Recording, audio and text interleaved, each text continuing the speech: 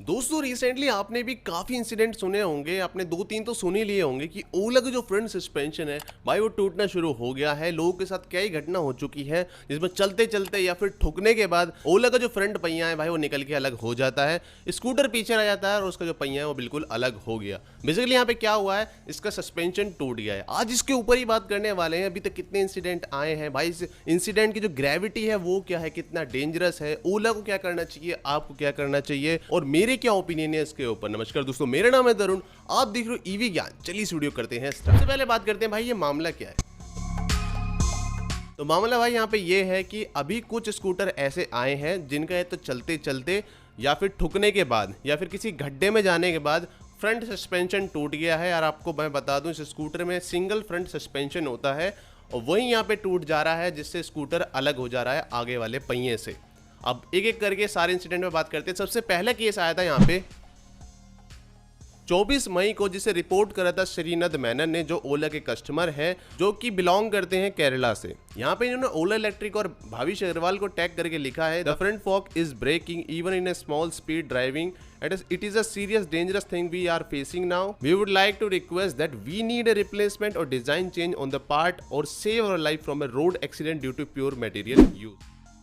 अब इसी पोस्ट के ऊपर यहाँ पे आनंद लवा कुमार ने कमेंट करा है, this is a misery that happened to me, the front fork got collapse while hitting a wall at speed of 25 km/h in eco mode along an uphill side. मतलब ये चला रहे थे स्कूटर को और ये दीवार से टकरा गए, 25 km/h की स्पीड थी और इनका सस्पेंशन टूट गया। तीसरा केस है यहाँ पे जिनका नाम है फाजिल, जो कि केरला से ही है। ये हुआ है 24 मई को। उन्होंने भी यहाँ पे बताया है कि ये 3000 किलोमीटर कवर कर चुके हैं और उसके बाद इनका जो फ्रंट सस्पेंशन है वो टूट चुका है और इन्होंने ऑलरेडी रिपोर्ट कर दिया है इस प्रॉब्लम को। अब ये तीनों केस हुए हैं 24 मई के आसपास, रिपोर्ट किए गए हैं। लेकिन इससे पहले भी हमने एक केस देखा था जो हुआ था पुणे के अंदर। उसे मैंने उस टाइम इसलिए कवर नहीं करा था कि भाई ठीक है एक्सीडेंट से टूट गया होगा, उसकी कुछ रिपोर्ट ढंग से नहीं आई थी। लेकिन चौथा केस आप मान सकते हो कि पुणे के अंदर से आया था। फिर उसके बाद मैंने दिल्ली में भी कंफर्म करा कि 2 केस अभी तक देखने को मिले हैं जो मुझे पता है। एक मैंने सर्विस सेंटर पे देखा था और एक जानने वाले बंदे के साथ हुआ है। अब ऐसा नहीं है कि इन सभी केसेस में वो कोई बंदा बहुत हाई स्पीड में चला रहे थे या कोई ठुक गया होगा या फिर ऐसा कुछ हुआ, नहीं, वो भाई काफ़ी स्लो स्पीड पे थे। आई थिंक लकीली वो स्लो स्पीड पे थे जब उनके साथ ये हुआ है, नहीं तो इंजरीज तो ज़्यादा भी हो सकती थी। तो मेरे जो नज़र में आए अभी तक वो 6 केस हुए हैं अभी तक के। कुल मिला के भाई यहाँ पे ये मामला है कि भाई ये जो इंसिडेंट हुए हैं ये अभी तक रिपोर्ट हुए हैं जिसमें फ्रंट सस्पेंशन टूट गया। अगर हम क्लोजली देखें ना तो ऐसा लग नहीं रहा है किसी ने जानबूझ के करा है, लग रहा है कि भाई स्कूटर में ही कोई कमी है। रीज़न यहाँ पे पता है क्या है, अगर आप इन इमेजेस को क्लोजली देखो तो इनकी जो टूटने की जगह है वो एग्जैक्ट सेम सी ही है, मतलब सिमिलर सी आपको नज़र आएगी। जिस एंगल से ये टूट रहा है ना वो सारे सब में कॉमन नज़र आ रहा है। तो इससे पता लगता है कि भाई अगर टूटना होता या एक्सीडेंट से टूटता तो ये अलग तरह से भी टूट सकता था, लेकिन नहीं, यहाँ पे जो इनका आप कह सकते हो पैटर्न है टूटने का वो सिमिलर सा नज़र आ रहा है। चाहे वो आप ब्लैक वाले में देख लो चाहे रेड वाले में देख लो, आपको दिख रहा होगा सस्पेंशन की जो लेफ्ट वाली साइड है वहीं से सारे ये जो सस्पेंशन है ब्रेक हुए हैं। तो इनिशियली तो मुझे लग रहा था कि भाई ये एक ही जगह से तीनों केस आए हैं सेम टाइमिंग पे, तो शायद किसी ने जानबूझ के किया हो, लेकिन नहीं, यहाँ पे अब अलग अलग जगह से जब इंसिडेंट रिपोर्ट हो रहे हैं तो समझ आ रहा है कि भाई इशू यहाँ पे कुछ है। तो ट्विटर के ऊपर एक ग्रुप है जिसका नाम है ओला स्कूटर ऑनर क्लब। इन्होंने ओला इलेक्ट्रिक और भाविश अग्रवाल को टैग करके बोला कि first give some clarification, how are you going to rectify this manufacturing defect, then create hype in social media. तो यहाँ पर अब सबके सब बंदे पूछ रहे हैं कि भाई इसमें बताओ तुम क्या करोगे ओला इलेक्ट्रिक से और भाविश अग्रवाल से, जो कि जायज़ बात भी है। अगर बात करें ओला की तरफ से क्या रिप्लाई आया है तो उन्होंने बोल दिया है, we are currently investigating this issue, मतलब इसके ऊपर इन्वेस्टिगेशन चल रही है और ये जल्द से जल्द बताएंगे। अब बात कर लेते हैं भाई ये कितना डेंजरस है, उसकी क्या ग्रेविटी है और इसके होने के चांसेस क्या है। देखो पर्सनली मैं बताऊं तो भाई ये बहुत डेंजरस है। इवन आप 25 km/h की स्पीड से भी गिरोगे तो भाई काफ़ी अच्छी खासी चोट आपके साथ लग सकती है। आपके कपड़े पड़े फट जाएंगे, हैंडल लग सकता है, छाती के अंदर कहीं भी लग सकता है।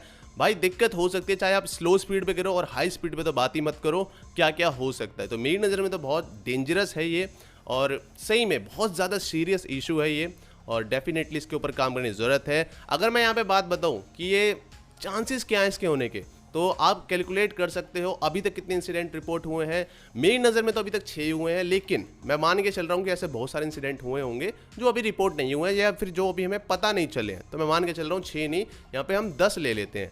तो 10 केस हम मान के चल रहे हैं, ओला अभी तक 50,000 सेल हो चुके हैं। तो इसे आप कैलकुलेट कर लोगे तो आप यहाँ परसेंटेज आ जाती है 0.02%। मतलब इतने बंदों के साथ अब ये केस हो चुका है। तो यहाँ पे चांसेस तो काफ़ी कम नज़र आ रहे हैं क्योंकि केस भी अभी कम है। ये मैं जब बोल रहा हूँ जब मेरे सामने इतने केस है। अगर आप फ्यूचर में इस वीडियो को देख रहे हो, फ्यूचर में केसेस बढ़ चुके हैं तो भाई डेफिनेटली परसेंटेज भी बढ़ जाएगी। लेकिन जब तक मैं ये वीडियो बना रहा हूँ, जब तक इतने ही केस आए हैं, और यहाँ पे मैंने एजम्पशन लगाई है कुछ और इंसिडेंट को लगा के, तो 0.02% के साथ ऐसा हो चुका है। पर मेरे नज़रिए में तो भाई इतना भी छोड़ो, एक इंसिडेंट भी नहीं होना चाहिए ऐसे केसेस में। ठीक है, एक बात समझ आती है कि स्कूटर आपका टकरा गया दीवार से, जब जाके टूटे तो बात ठीक है, वो भी हाई स्पीड के ऊपर, मान के चलो 70-80 की स्पीड से टकरा गया। जब भी स्कूटर मुड़ जाते हैं भाई, टूट के अलग नहीं होते हैं, लेकिन यहाँ तो 25 किलोमीटर पर आवर की स्पीड से हो रहा है, जो कि मेरे हिसाब से काफ़ी डेंजरस है। इंसिडेंट कम है और आई होप कम ही रहे। मेरे हिसाब से तो ओला को यहाँ पे बहुत जल्दी, मतलब तैड़ फैड़ यहाँ पे इन्वेस्टिगेशन करनी होगी। इन्वेस्टिगेशन में पता लगाओ कहाँ पे क्या किस्सा हो रहा है। अगर कोई बैच है, अगर उस बैच में दिक्कत आई है तो उन बैच के सारे स्कूटर को रिकॉल करो, उनको रिप्लेस करो, जो भी यहाँ पे तुम्हें रिप्लेस करना है, क्योंकि जितना जल्दी काम करोगे उतना सही होगा। भगवान ना करे फ्यूचर में किसी के साथ ऐसा हो जाए कि वो हाई स्पीड पर चला रहा हो और वो बंदा गिरा जाए, उसका सस्पेंशन टूट जाए, तो बहुत दिक्कत में आ जाएगा। वो बंदे का तो दिक्कत में आएगा ही आएगा, ओला भी बहुत ज़्यादा दिक्कत में आ जाएगा। तो यहाँ पे बहुत तेज़ी से इन्वेस्टिगेशन की ज़रूरत है और आपको रिकॉल भी करना पड़ेगा। अब रिकॉल करना कोई ख़राब चीज़ नहीं होता है, बल्कि इससे आपका कॉन्फिडेंस और ज़्यादा बढ़ जाएगा आपके कस्टमर की। हाँ भाई, वो जो ओला है वो हमारी जान की परवाह कर रहा है, रिकॉल कर रहा है, थोड़ी दिक्कतें होंगी, लेकिन हाँ उन्हें सेटिस्फेक्शन मिल जाए कि हाँ भाई इन बंदों ने हमारे लिए कुछ करा है, या फिर हमारी जान की परवाह तो है ही। बात करें ओनर साइड की तो डेफिनेटली यहाँ पे जो ओनर है उनका कॉन्फिडेंस लूज हुआ होगा। ट्विटर पे भी इस बंदे ने लिखा था कि भाई मैं 3000 किलोमीटर कंप्लीट कर चुका हूँ, लेकिन अब मुझे इसे चलाने में डर लग रहा है, और जो कि जायज़ भी है। जब ऐसे इंसिडेंट आएंगे तो कस्टमर का जो कॉन्फिडेंस है वो लूज़ होगा, वो डाउन हो जाएगा, अब वो उसे भाप के चलाएगा। अब मैं आपको यहाँ बता दूँ, मेरी इस वीडियो कोई भी मोटिव नहीं है कि मैं आपको ऐसा कोई पैनिक क्रिएट कर दूँ लोगों के बीच में कि भाई से ना चलाओ या फिर आपको दिक्कत हो सकती है, ऐसा कुछ नहीं है। क्योंकि अगर आप रेशो देखोगे इंसिडेंट की तो 0.02% है, तो काफ़ी लो है। हालांकि यहाँ पे एक भी इंसिडेंट नहीं होना चाहिए, लेकिन हाँ जो रेशो है वो काफ़ी लो है, तो आपको इतनी डरने की ज़रूरत नहीं है। लेकिन हाँ आप ज़रूर से यहाँ पे इंस्पेक्शन कर लेना, खुद चेक कर लेना अपने स्कूटर में, एक जोर से लात मार देना फ्रंट सस्पेंशन में, मजाक कर रहा हूँ, मतलब खुद ही देख लेना कैसा वहाँ पे। अगर कोई क्रैक व्रैक आ रहा है तो फटाफट से ओला को कॉल करो, कहो भाई इसे रिप्लेस करके दो। और खुद से आप इसे अगर नहीं चेक कर पा रहे हो तो आप ओला को कॉल भी कर सकते हो कि भाई देख लो भाई हमारे में कोई दिक्कत तो नहीं है, वो खुद चेक कर लेंगे। अगर मैं अपने ओपिनियन की बात करूँ तो यहाँ पे मुझे पर्सनली क्या लग रहा है कि देखो स्कूटर चलाने वाले बहुत मिल चुके हैं मेरे को, जो 3000 किलोमीटर चला चुके हैं, जो 5000 किलोमीटर चला चुके हैं, और जो स्पीड पे चलाते हैं।